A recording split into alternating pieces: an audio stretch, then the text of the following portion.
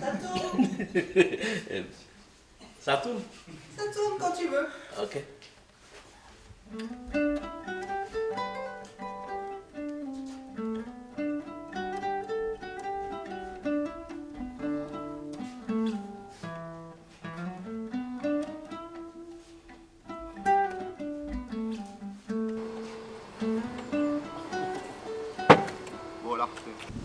Brasero, c'est parce que c'était cette espèce de petit foyer qu'on fait quand on a froid et qu'on a besoin de se réchauffer et de sentir un peu d'amitié autour de soi. Alors le nom est venu naturellement, Brasero. Voilà pour le début.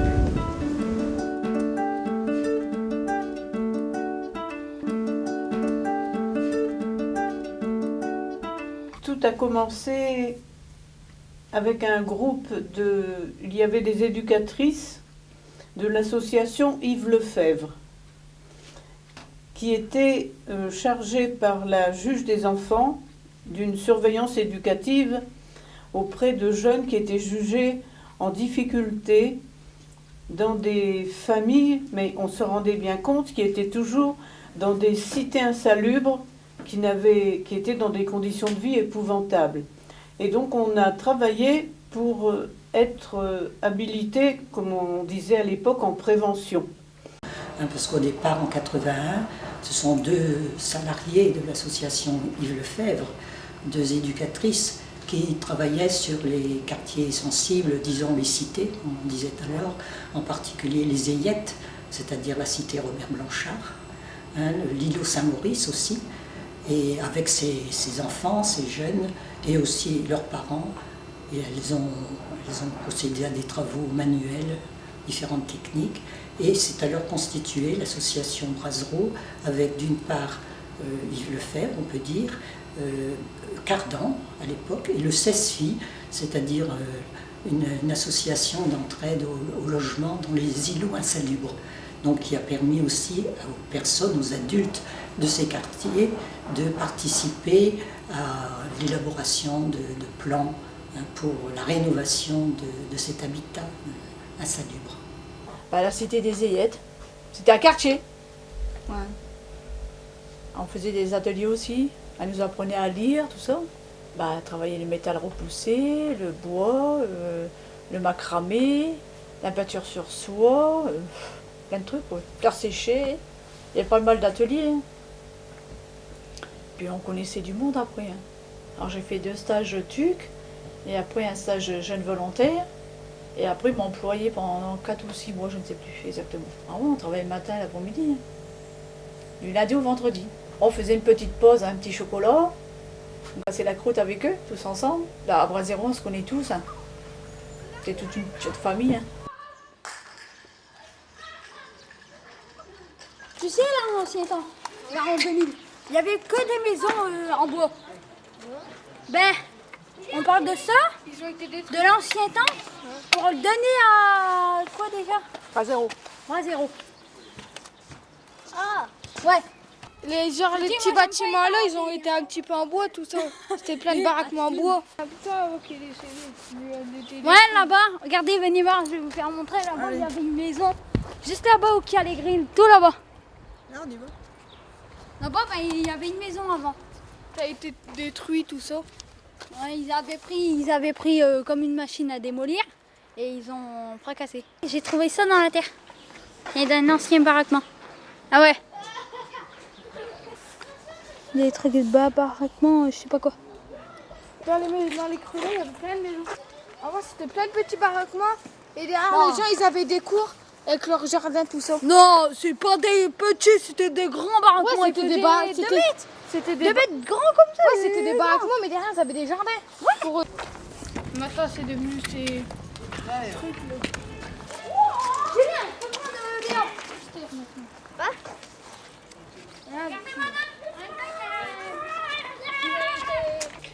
Alors là, on s'est mis directement la main dans la main avec la population. On a créé un comité d'entraide et de soutien à la cité des Ayettes. Elle était là-bas derrière l'école normale de filles. C'était des vieilles baraques en bois qui dataient de la dernière guerre dans vraiment une insalubrité totale. Et puis, avec les gens, on a créé déjà là-bas un petit atelier d'aide scolaire. Et tous les soirs, les enfants venaient pour faire leurs devoirs, nous demander des explications. On a commencé à créer aussi un atelier de menuiserie. Puis on a vu que les jeunes s'intéressaient beaucoup. Au fond, ce sont toujours des manuels. Micheline a eu l'idée originale à l'époque, parce que ça ne se faisait pas beaucoup, d'utiliser son propre talent, qui était un talent artistique, et d'introduire en fait des activités artistiques à la place de ce qu'on faisait d'habitude, c'est-à-dire d'habitude c'était quoi, jouer au ballon, emmener les enfants au bord de la mer, n'importe quoi, enfin tout ce qu'on pouvait imaginer. Et puis elle s'est lancée dans des activités d'artisanat artistique. C'est comme ça que ça a débuté. Et dans un premier local qui a été acquis rue Saint-Roch. Brasero, c'était rue Saint-Roch, 91 rue Saint-Roch. Mais on s'est dit, dans notre tête, il faudrait arriver à ce qu'on ait un atelier dans la ville, qui ne soit pas toujours enfermé dans leur quartier, parce qu'ils ont besoin d'ouverture. Donc c'est là que l'on s'est rencontrés, avec notamment Odile Robitaille. Elle voulait créer une association qui s'est appelée le Cardan. C'était le bureau. Ici, c'était la salle. Et les ateliers, peinture, tout ça, ils étaient là, tout dans le grand bâtiment. Le local de la rue Saint-Roch, qui était une ancienne imprimerie, je crois, fort délabrée, et qui a été restaurée avec les personnes issues justement de ces quartiers. Je crois qu'une bonne cinquantaine de ces personnes ont participé à la restauration des locaux. Brasero, je l'ai toujours connu à cette adresse, c'est là que j'ai toujours travaillé jusqu'à ma retraite, en mettant en route des ateliers dans des techniques différentes. On a vu deux choses apparaître grâce à Brasero. On a vu une activité artistique qui se développait, des enfants qui étaient parfaitement capables de devenir de bons dessinateurs, de bons peintres, de bons bricoleurs. Certains avaient de l'or dans les mains. Et puis on a vu les parents de ces enfants-là, en particulier les mères, sortir de leur coquille et se découvrir en elles-mêmes des qualités qu'elles n'imaginaient même pas. Et on a vu des femmes en particulier exploser en quelque sorte et devenir des administratrices de l'association, devenir présidente de l'association et d'être capable d'interpeller les pouvoirs publics et éventuellement de leur tenir tête. J'ai, pour ainsi dire, jamais arrêté de vice-présidente. Après, j'étais passée au secrétariat. Au démarrage, on n'avait pas beaucoup de moyens. Hein. C'était pas toujours évident. Mais jamais j'aurais pensé que ça aurait pris une telle ampleur. Ça avait pris un peu d'ampleur. C'était un peu trop petit. C'est pour ça qu'on a changé après. Qu'on est revenu au 4-le-Maire, quoi. On a été quelques années à Saint-Roch. Hein. Je dirais qu'on est honnête envers les gens. On leur fait pas de promesses, de fausses promesses. Je suis contente d'avoir connu Brasero et de continuer à connaître. Et les jeunes étaient vraiment ravis de faire quelque chose de beau avec leurs mains. Et on a travaillé à avoir une petite boutique. À la cathédrale. En dessous de la cathédrale, on avait un petit local et on arrivait à vendre des tableaux, des peintures, des petits trucs qu'on faisait. Quoi. On a eu une première boutique dans l'impasse Joron, près de la cathédrale, qui a été abandonnée ensuite au profit d'un local, d'une maison rue Motte. C'est l'office de tourisme donc qui nous prêtait, disons, ce local, moyennant un certain nombre de travaux de restauration qui ont été menés par les personnes fréquentant Brasero et les bénévoles à l'époque. Donc on a occupé une dizaine d'années, 11 ans très précisément. Et donc tous ces jeunes étaient vraiment, j'allais dire, réhabilités dans leur, voyez-vous, dans leur valeur, dans leur dignité. Et bien sûr, on essayait de travailler progressivement à leur trouver un emploi. Parce qu'il fallait arriver aussi à quelque chose qui puisse gagner leur vie. Et tout ça, c'est un cheminement qui s'est développé comme ça. Voilà comment ça a commencé. Bon, ça y est, on a bien parlé. Hein.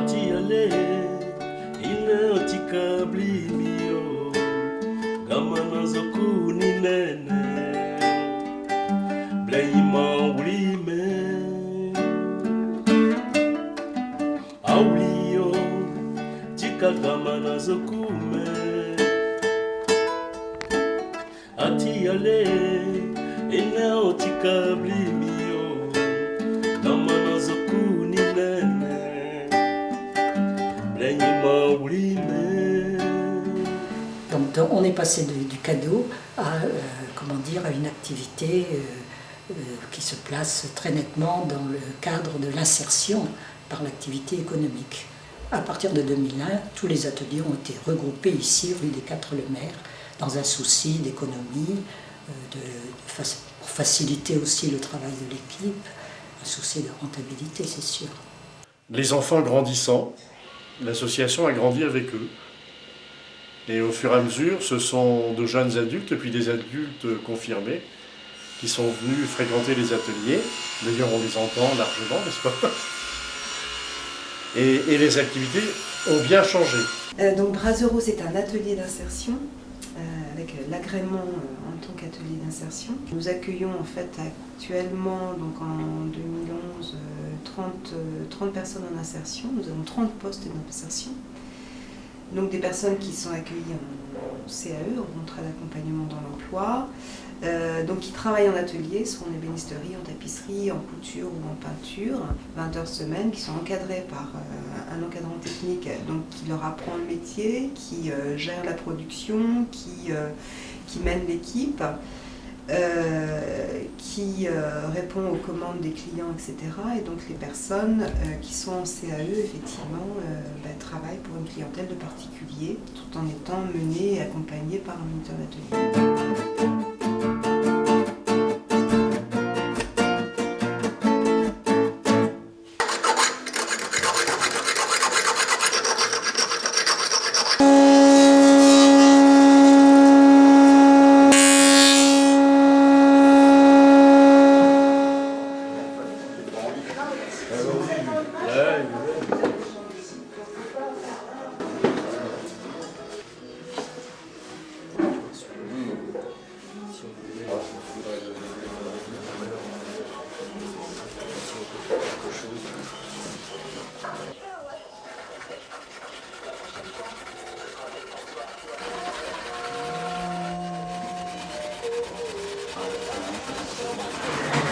Vous avez mis 2 couches ou...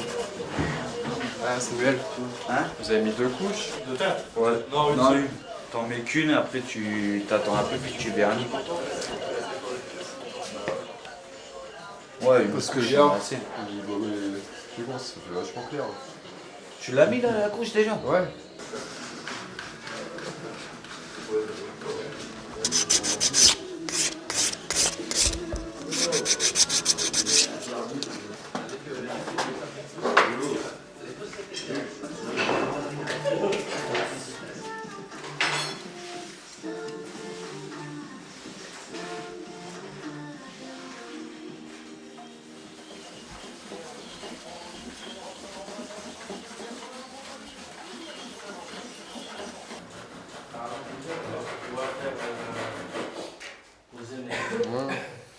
Ça va pas changer.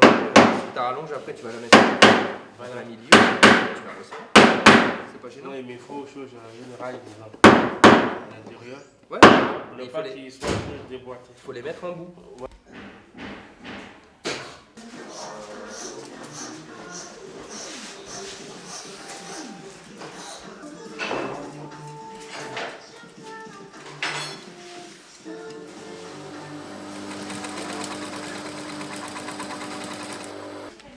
Il n'y a pas de défaut? Non. Rien. Allez. Je crois que c'est pas bon. Je crois qu'ils me servent les deux. Non, non, non. Et puis nous travaillons aussi sur un axe social. Donc là, nous avons des actions à caractère social uniquement pour des personnes qui relèvent de minima sociaux, dont la priorité n'est pas l'emploi. C'est vraiment de travailler manuellement, de travailler avec d'autres en collectif, de renouer des liens sociaux avec des gens, de retrouver une utilité sociale, d'être actif, de participer à des projets collectifs, d'avoir un petit peu une curiosité culturelle dans la ville. Là, tu remontes. Là, tu vas juste en face, en haut, sur le coin. Voilà. Non, mais moi j'en ai un avec des fleurs. Oh, Françoise, ton point de repère, il est parti. Hein. Ouais. T'avais pas mis d'épingle? Non. La première, ça y est. Je présume que ça doit être vraiment depuis là.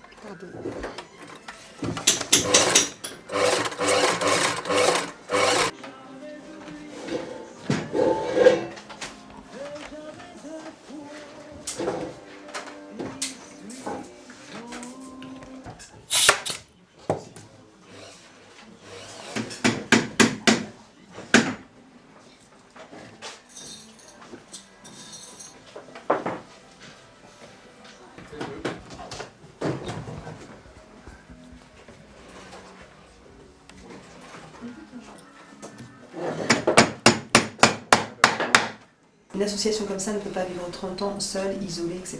Le partenariat est extrêmement important, c'est-à-dire aussi bien les structures qui nous ressemblent, donc on s'assemble, mais que les partenaires financiers, que le public qui adhère à tout ce que l'on fait, que les clients qui sont là et qui d'une certaine façon nous soutiennent en nous faisant travailler.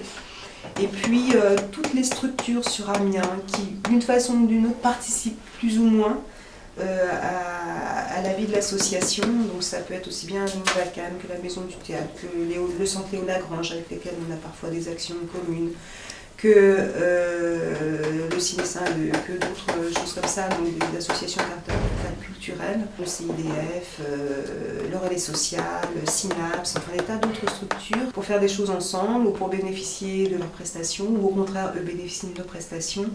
Et ces échanges-là, c'est primordial, quoi.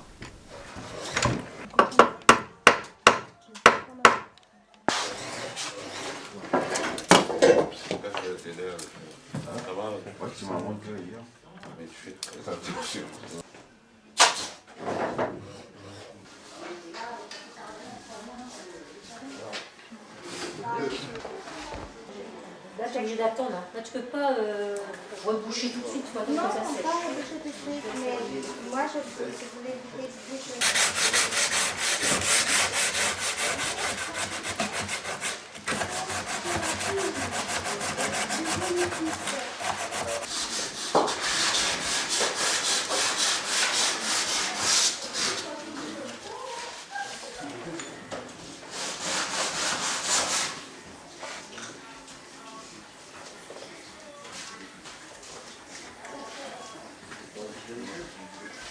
Bon, c'est des rencontres avec des tas de gens qui sont passés ici. Le problème, c'est que bien souvent, ils ne font que passer. C'est un passage ici, c'est un tremplin, enfin, ça doit servir de tremplin. Donc, c'est éphémère, quoi. Ça dure 6 mois, 1 an, 2 ans. Souvent, les gens, quand même, ceux qui se sont sentis bien ici, reviennent nous voir, donc ça, c'est bien. Mais c'est vrai que c'est des rencontres aussi. C'est des tas de gens. On va en citer plein. Puis je ne vais pas les citer parce que je vais forcément l'oublier. Mais ça, c'est... Ouais, puis c'est tous les projets qu'on peut encore mettre en place, malgré les difficultés financières. Et voilà.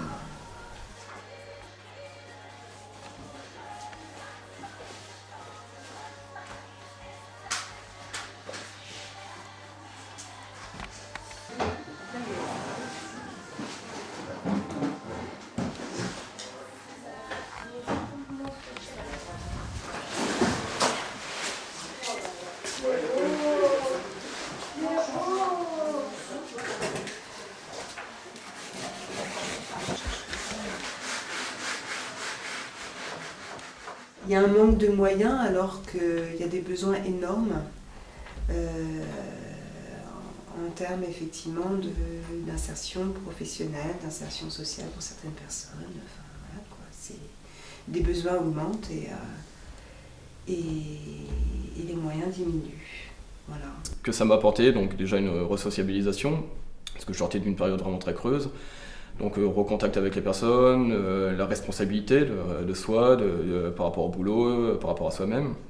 Et ça m'a permis de sortir la tête hors de l'eau. Ça m'a apporté des réponses tout en travaillant. J'ai réussi à trouver autre chose.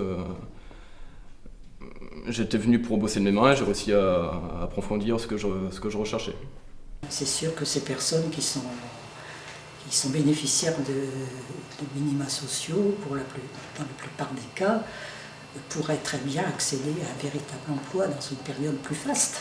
Hein. Et donc là, la dernière action que nous avons mise en place, c'est une action aménagement intérieur solidaire. En fait, on réunit un groupe de 4-5 personnes et chaque personne en fait s'engage à accompagner d'une monitrice d'atelier, d'un encadrant technique qui les aide effectivement sur le plan technique, sur le plan choix des couleurs, choix des matériaux, etc., à réaménager et à retapisser, repeindre une pièce ou deux de leur appartement. Mais ça, ils le font en groupe, c'est-à-dire que chaque personne va d'appartement en appartement aider l'autre. Et les principales qualités de Bras Zéro, je pense que c'est une équipe qui est extrêmement dynamique, qui est capable d'adaptation rapidement, de se remettre en question. Ce sont des gens que je considère comme très proches des salariés qu'ils encadrent. Et surtout, je crois qu'à Bras Zéro, il y a une éthique, il y a une déontologie qui est précise par rapport à l'acte social qu'on veut commettre. Et ça, malgré les mauvais coups de vent, malgré les difficultés qu'on peut rencontrer, qui sont surtout financières, je dirais, on garde toujours cette éthique, et cette éthique, c'est la personne et l'intérêt de la personne. Bras Zéro, pareil, est une association absolument indispensable. Un changement de politique globale, sociale, économique. Si on pouvait être utopiste, voilà, une grosse révolution, je ne faudra peut-être pas dire. Moi, ce que je souhaite pour l'avenir, c'est que Bras Zéro continue, que des tas de structures comme Bras Zéro émergent. Il y a des tas de boulot à faire, il y a de la place pour tout le monde. Et le mieux, ce serait que ça s'arrête en fait, parce que ça voudrait dire que on n'aurait plus besoin de nous. Donc, mais ça, c'est complètement utopique. Ça ne pourra pas s'arrêter du jour au lendemain. Donc, que l'on puisse continuer au moins tant qu'on fait réellement un travail dans les objectifs qu'on s'est fixés. Et voilà, si on n'a plus besoin de nous un jour, tant mieux. Mais que ce soit pour les bonnes raisons, quoi.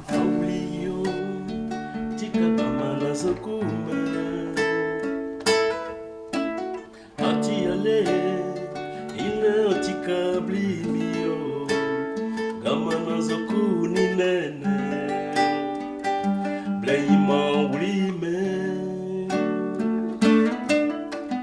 awlio tika gamana zoku me ati ale ina otika blimio gamana zoku ni nene bleima ulime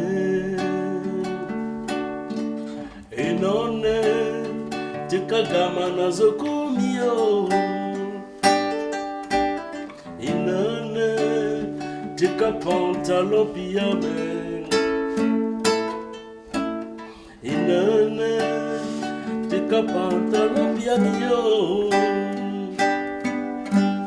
inane chemise ya pantalon piame inane Zoku, Eni Bolé, et là-bas diplôme, il est diplômé car il est beaucoup pantalon ya yuju, brekale yokale, ne abrio, demaze pete. Gamana zokume demaze peteme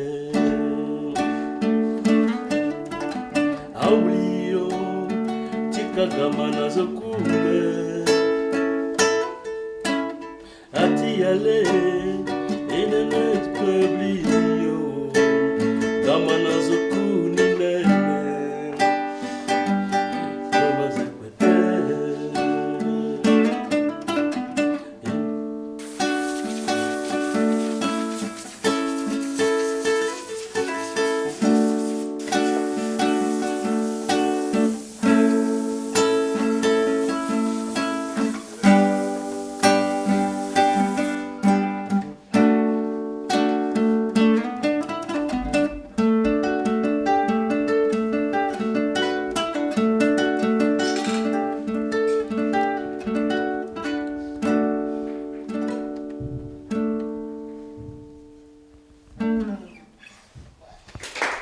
Ah.